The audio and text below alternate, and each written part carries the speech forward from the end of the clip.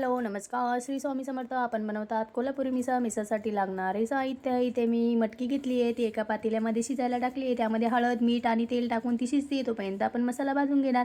इथे घेतले आहेत जिरे आणि खडे मसाले धनी हे भाजून घेणार आहेत मस्त. त्यामध्ये टाकून घेऊया खसखस, त्यानंतर टाकून घेऊ तीळ, त्यानंतर टाकून घेऊ खोबरं. हे छान असं भाजून घेऊया, त्याला साईडला काढून घेऊ.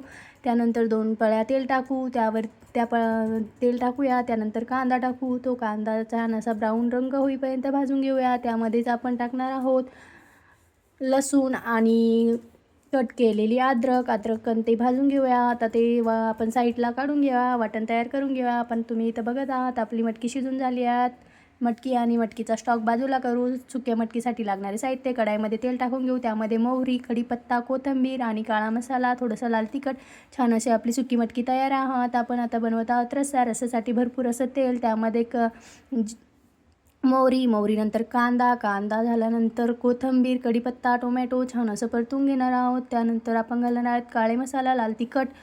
तुम्ही बघत आहात. आता इथे वाटण टाकून घेणार आहेत. छान असं तेल सुटेपर्यंत परतून घेऊया. त्यामध्येच मटकीचा स्टॉक टाकून घेऊया आणि आपल्याला हवा तसा पातळ रस्सा करून घेऊया. आपला रस्सा इथे रेडी आहे.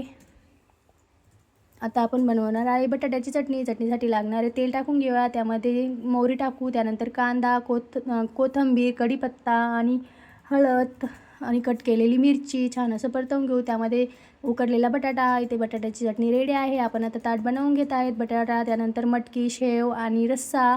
आपलं ताट रेडी आहे. जर व्हिडिओ आवडला असेल तर लाईक शेअर सबस्क्राईब करायला विसरू नका. भेटूया नेक्स्ट व्हिडिओमध्ये. तोपर्यंत बाय बाय.